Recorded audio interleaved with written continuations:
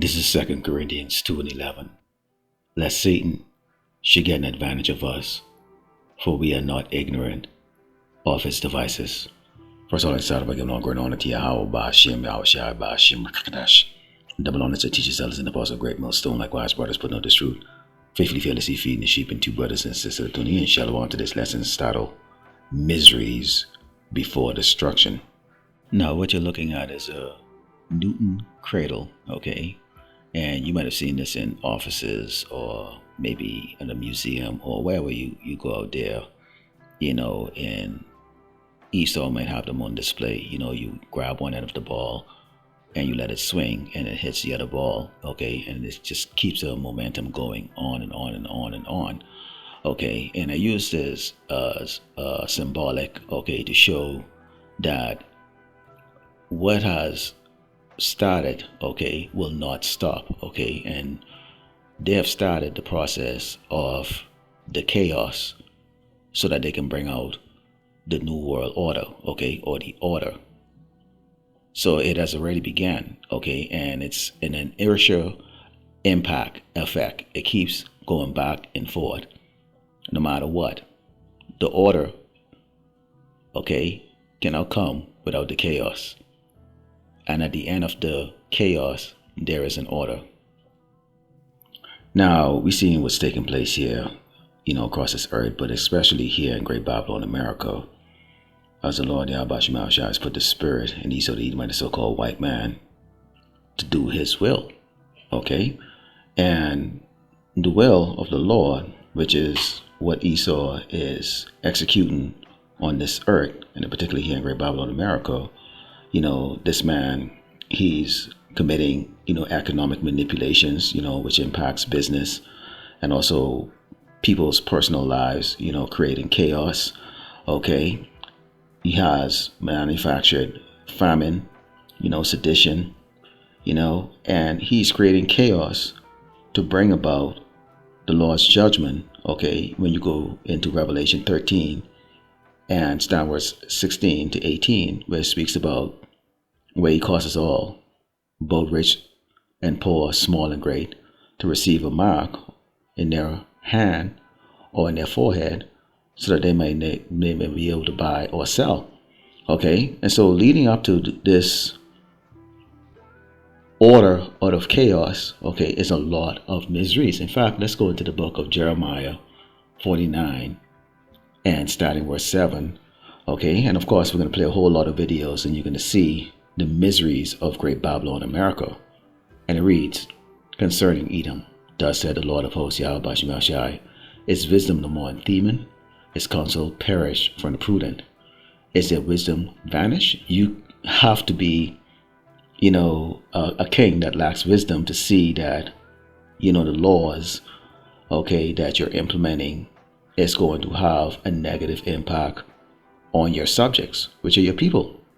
Okay, and it's also going to have a negative impact on the people that you do business with, which is these other nations. But he doesn't seem to care. It says, flee ye, turn back, dwell deep, O inhabitants of Dedan, for I will bring the calamity of Esau upon him, the time that I will visit him.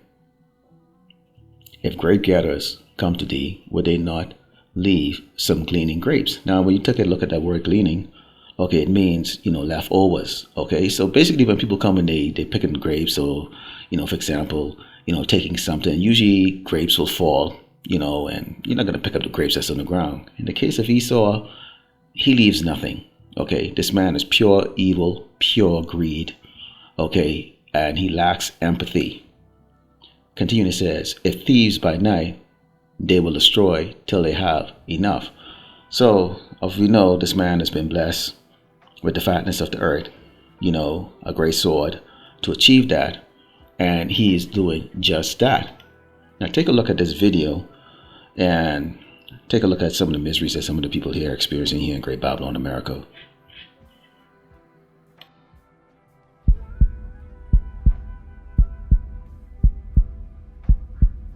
The average American family expected to spend almost $1,000 this winter season just on home heating costs. Imagine getting a $1,200 to $1,500 to $2,000 electric bill. This is unbelievable. I just opened up my electric bill that's due at the end of this month. $526. This is insane. My electric bill is $900. If you are in Maryland, what is your BG&E? What is happening? What the heck? How can they even justify this? Like, this is absolutely outrageous. I just got our electric bill, electric only. We don't even have gas here. Our electric bill for 1 month is $1,300. It's unbelievable. I just had somebody in one of the Facebook groups here in the county just post their bill is over $2,000. This is somebody on a fixed income. This is unbelievable. This is unbelievable. What can we do? Nothing besides pay it, because all they're going to do is cut it off. There is no help. They're going to say, oh, we can set up a payment plan. We can't afford to pay. Why can't we get by in this country anymore just working one fucking job? Being poor is hard, but being middle class, that's a special kind of hell nobody talks about. You used to be able to work one job and make it. Now it feels like one job barely pays for gas and groceries. See, the difference between you people is that we anticipate, because we already know what's been written to take place. This is Habakkuk 2 and verse 2, and it reads, "And the Lord Yahweh Shemashah answered me and said, Write the vision and make it plain upon tables, that he may run that readeth it. For the vision is yet for an appointed time, but at the end it shall speak and not lie. Though it tarry, wait for it, because it will surely come. It will not tarry." Well, it hasn't tarried. It's here. And now, in 2026, you people are experiencing the miseries that comes when you have a wicked rulership. But one way or the other, you people are still going to put it in your head, things are going to get better. We just need to change presidents. Well, we'll see about that. Let's go into the book of Acts 14 and start verse 22, and it reads, "Confirming the souls of the disciples and exhorting them to continue in the faith, and that we must, through much tribulation, enter into the kingdom of power." So, if you are not a believer that the Mashiach, who the word ignorantly called Jesus Christ, is going to return and take away the power of Esau and his rulership through extreme violence, and that the people that are on this earth right now in an oppressive state, so-called blacks, Native Americans, and Latinos, whose seed line goes back to Abraham, Isaac, and Jacob, will become immortals and be the next rulers on this earth, then you will not believe that you are going to experience these tribulation. But see, we do. So if we're going to experience the tribulation, and we're here in Great Babylon, America, and on this earth, then all of you are going to experience that tribulation too. Let's go into the book of 2nd Ezra 15 and verse 12. And it reads, "Egypt shall mourn, and the foundations of it shall be smitten with the plagues and punishment that power shall bring upon it. They that till the ground shall mourn, for the sea shall fail through the blasting and hail, and with a fearful consolation." So here you are, you're working, and you're not getting anything out of it. Okay? Now, you work 40, 60, 80 hours a week, and it makes no difference. For every dollar that you make extra, they just increase the price in order for you to survive or live.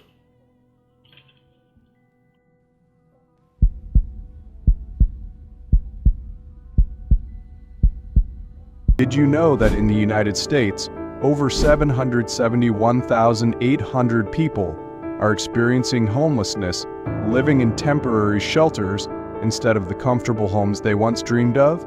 With housing prices soaring to unimaginable heights and relentless job competition, some individuals are left with no choice but to turn their cars into their only refuge.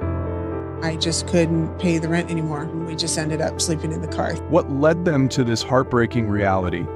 In today's documentary, we'll uncover the difficulties of the hidden homeless living in cars stories that are rarely told but deserve to be heard.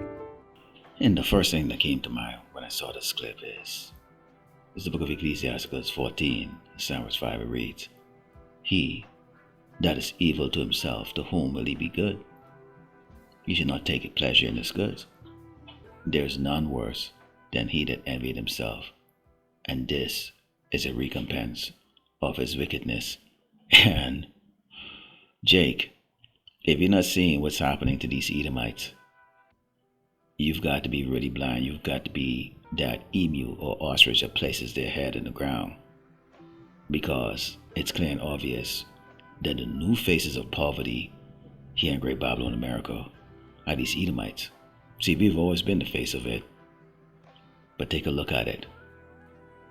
All the wealth, all these buildings, and yet people have to live on the streets here of America. Think about it.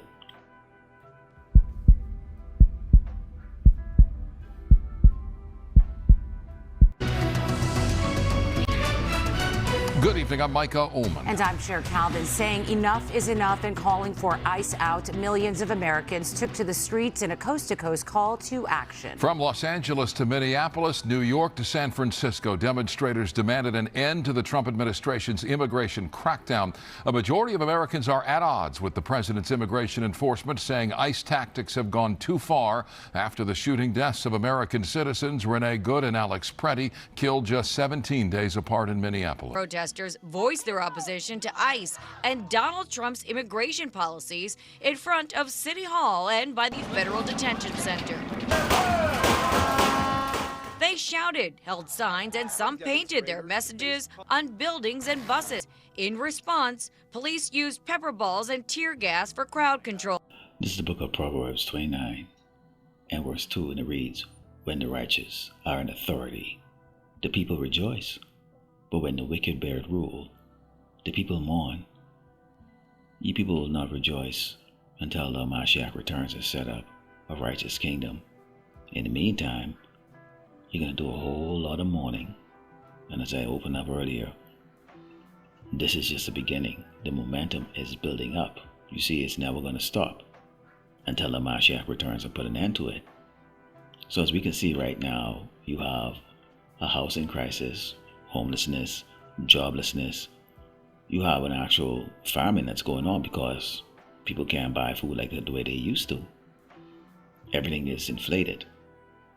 You see, this man's ego is so big that basically you don't see what's beyond his own desires, okay? Which is to continuously execute his wicked authority over the people that he should be ruling over in righteousness. But there's no righteousness in Esau. Let's go into the book of 2 Ezra 15, verse 14 reads, Woe to the world and them that dwell therein, for the sword and their destruction draweth nigh, and one people shall stand up and fight against another, and swords in their hands. You saw where they had the DEI issue. You see right now where they're talking about the welfare, fraud, all these things that's going on. You see the people just speaking against the ICE, okay, because they starting to understand right now when ICE is picking on the poor, they're starting to catch on to it, that the rulers that are in power, they start off by getting you conditioned to see poor people, which is so-called blacks and Americans and Latinos, being beat down, unjustly accused, incarcerated, put to death, okay, and people become numb to it. But now, many of you are waking up to the fact that, wait a minute, we're next, okay? And so now you're starting to rebel. It says, For there should be sedition amongst men, and waiting one another, and they shall not regard their king or princess, and the cause of their actions shall stand in their power. A man shall desire to go in a city, and shall not be able, for because of their pride the city should be troubled, and the houses should be destroyed, and men shall be afraid. Okay, men are going to be afraid. Guns blasting every day, day and night. You can't go get some food to eat. Okay? This is what's coming to Great Babylon, America.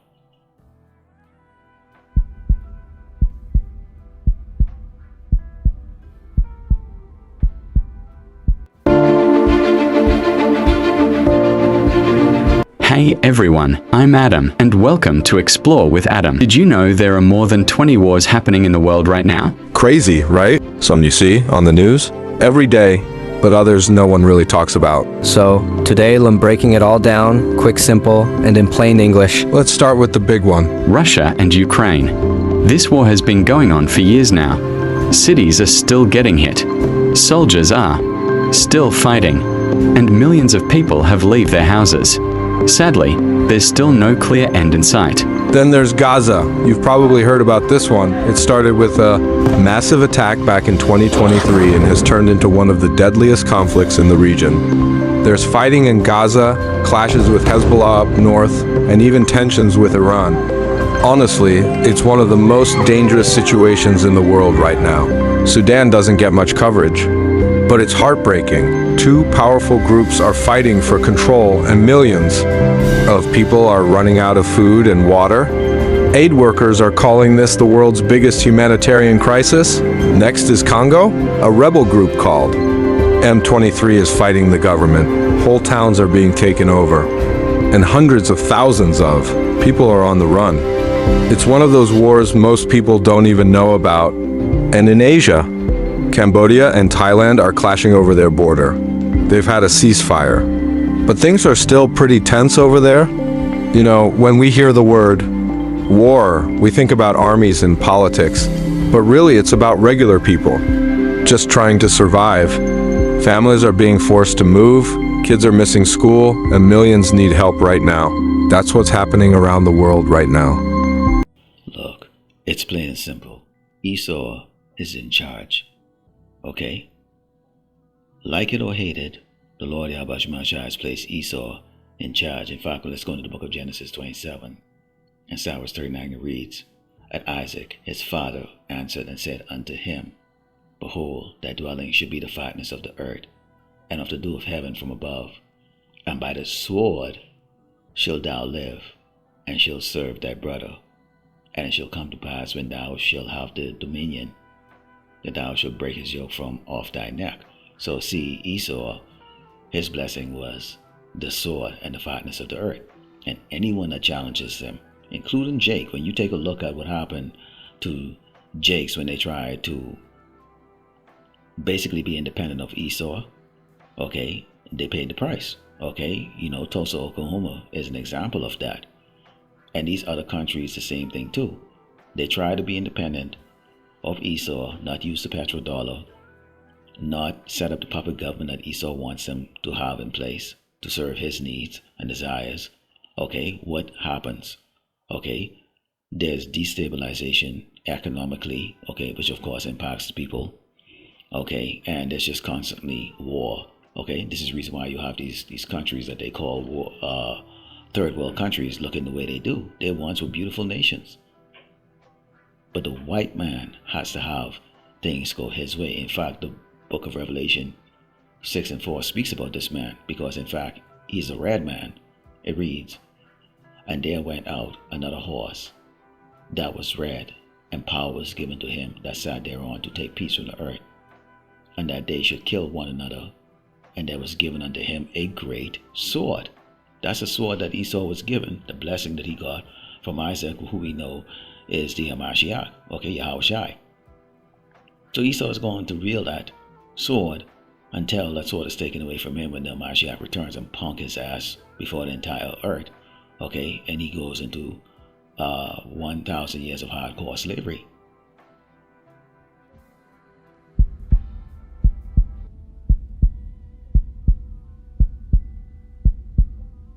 Today, organizers say at least 7 million Americans took to the streets protesting what many called an abuse of power by President Trump. House Speaker Mike Johnson called it, quote, the Hate America rally. Here in New York City, police say 100,000 people turned out at multiple marches. They report no arrests. There were more than 2,600 events from coast to coast. They are all part of the No Kings movement, which accuses the president of behaving more like a monarch than an elected official. So, you know, even you Edomites right now are starting to come to terms that so-called white privilege that you've enjoyed for the last, couple hundred years, especially in the last century, it can no longer exist, okay? Because why? It's the end. It's the end for this man to be taken out of his place. But before that happens, great miseries have to be brought upon Great Babylon America, okay? In other words, plagues before the destruction comes, okay? This is the book of Psalms 10, and Psalm verse 5 reads, His ways are always grievous, thy judgments are far above out of his sight. As for all his enemies, he puffeth at them. So Esau enemies isn't only the children of Israel, he also have enemies within, okay? Because it's a divided kingdom. So, when you Edomites are standing up and talking about no kings and, you don't want a dictator, then you're speaking against the elites, okay, and what they're looking to bring forward, okay? You're nothing to them, you're peasants, okay? So you're considered an enemy. So his sword is really pointed against the children of Israel, but in the results is going to be, there's going to be a lot of casualty of you Edomites, okay? It reads, He has said in his heart, I shall not be moved, for I shall now be in adversity. His mouth is full of cursing and deceit and fraud. Under his tongue is mischief and vanity. Okay, so he likes to lie. Okay, and you people believed it. And now you're coming to terms now that really he's lying about you too. Okay, he's calling y'all worthless. Okay, worthless eaters that needs to be, deleted, okay, because you're going to resist, and he's seeing the resistance right now. So he's pushing you to hate yourselves, to hate your life, your situation, to hate him, so that he can have, he can feel vindicated when he comes out and do what he really wants to do, which is to eradicate as many, okay, of the so-called Americans as much as possible. Continually says, he sitteth in the lurking place of the villages, in the secret places that he murdered the innocent. His eyes are privy set against the poor. So all those legislation, when they sit down and they sign these, decrees, and they sign these legislation in place, okay, that's against the poor because it doesn't impact them. These people are above the law, and now you're starting to come, okay, to realization who really truly is the wicked. But many of you still want to hang on, huh?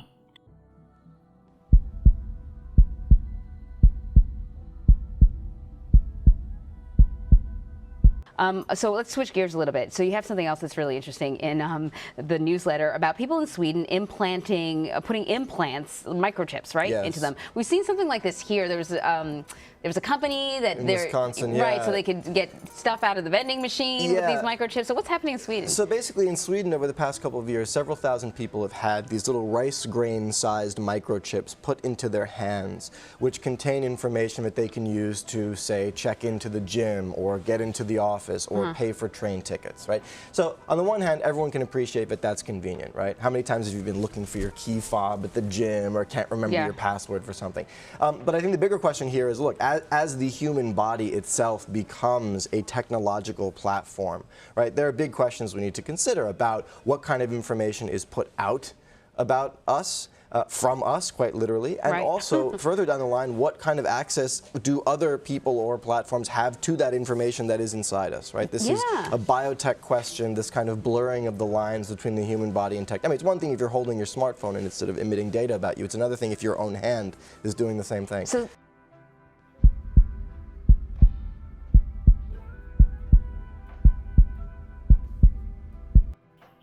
This is the book of 1 Peter 5 and 8. It reads, Be sober, be vigilant, because your adversary, the devil, as a roaring lion, walking about, seeking whom he may devour. So as watchmen, we should always be vigilant, okay? Our duty as watchmen and servants of Yahweh Shai is to do what? To warn the hopefully lack of Yasharallah, okay? Feed the sheep. So this is what we do. We watch. We compile the information and we bring it out, okay, according to what we read in the scriptures, okay, and matches, because we are diligent about this work, and also we realize the time that we're in, okay? So Lord will indeed lack was edified, let it goes by giving all glory and honor to Yahweh, Ba'ashem, Yahweh Shai, Ba'ashem, Rakakadash, Shalom.